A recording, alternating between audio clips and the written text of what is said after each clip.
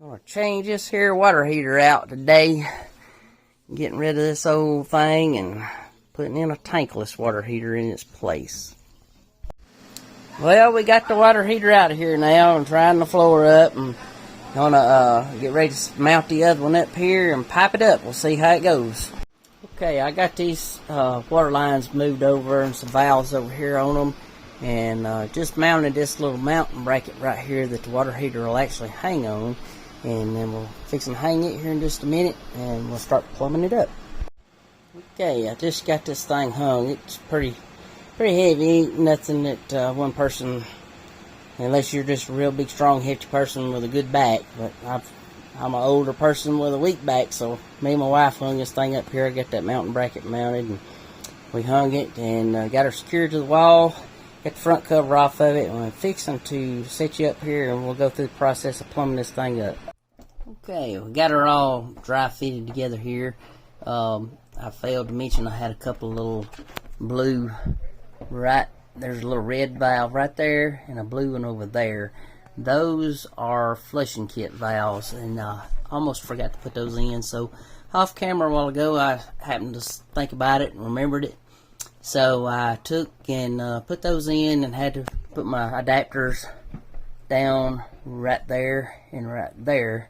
Now for my pipe, cut all my pipe, got all dry. It's just dry fitted.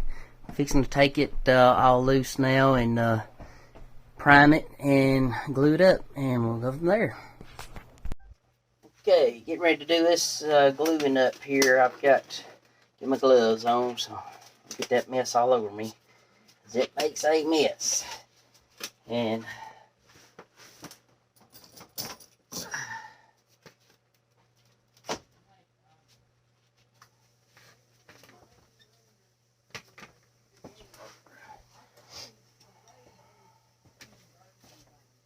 I always like to go ahead and just prime both ends and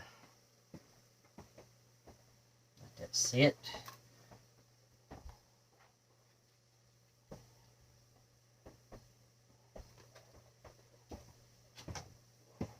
I wiped all these pipes off with just a rag before I started, so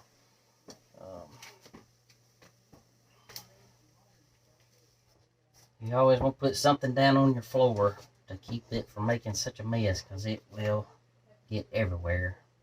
You can see it run all down the pipe there. The primer did. When I was installing this loop system in here several years ago, I had that stuff all over me, down my arm, down the wall, and it's just a mess, that's for sure.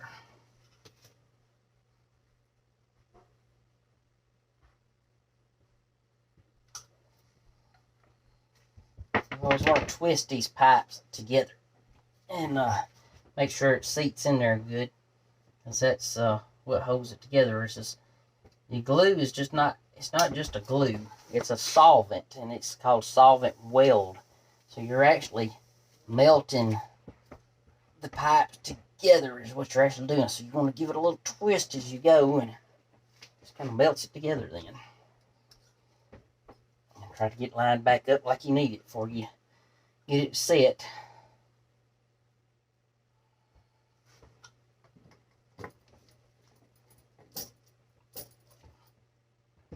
And my valve is not loose there. It's just a play in that thing. It's got a fitting that sticks down there. It's just clamped in from the inside, so it's got a little play in it there. So almost got my pipe out of alignment there, but I think it's gonna be okay.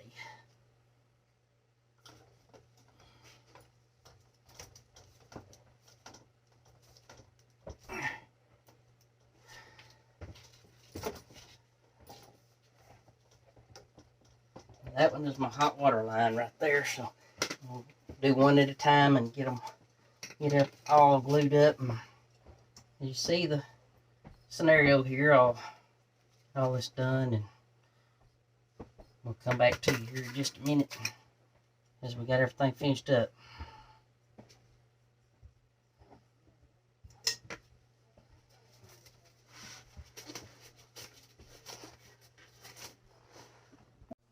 Okay, we got her all glued up here.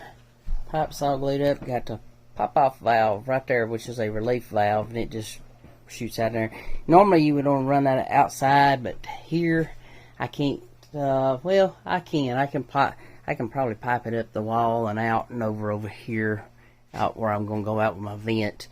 But for right now, I'm just got it right there because I've got a floor drain in here. If it ever relieves, it's going to just run to this floor drain, so it'll be okay. And that's a. I had to put this little condensate pump in here. This is a condensing water heater, which you don't have much heat loss in it. That's why you can vent it with PVC venting, because the exhaust gas is not that hot going out. So you have a little condensate line right there. That little 1/2-inch line comes out, and you'll have to pump it out, or it could run to a floor drain if you had one close enough. But I didn't want it just sitting here running in the floor all the time, so I'm going to use that pump and pump it out. I got to go get me some tube. I think I got some of this clear tube like I got on the furnace over here. I got some of that in the garage. I can put on it and run it out same way I've got the air conditioning plumbed out. I've done heating and air work for nearly 40 years now, so I've got this in my background of plumbing and heating and air. So this ain't the first time I've done anything like this, but just giving you a little background there. My trade is actually HVAC and refrigeration. I started out back in the mid to later 80s, I guess, in doing heating and air, refrigeration, and started out with a little residential appliance work, and then got away from that and moved into more heating and air, commercial refrigeration and commercial heating and air, and I've done that for several years. And still today I work for a big commercial heating and air and plumbing contractor, and I don't work out in the field anymore. I work in the office. I do a lot of ordering and buying materials and getting all the materials procured for the jobs, and do the submittals for them, doing submitting on what you're going to be using on the project and so forth, but getting everything approved and getting the job started off for the guys to get started on. Alright, well, I'm going to get started on the vent here next, and I'll give you some shots of that when I get to it. Thanks. Well, we got it finished up here. Got a little bit of tidying up to do. I got some tie straps over there to cut off, and I can put some straps on the lines themselves. I've got wires tied up, but this little doll is just working great. I done went and took me a shower. The vent's going out through there, and I'm coming outside the porch outside, and this thing is just amazing. It's set at 120 degrees, and water temperature is great. That's all, but be sure to like and subscribe this video, and stay tuned. Thanks.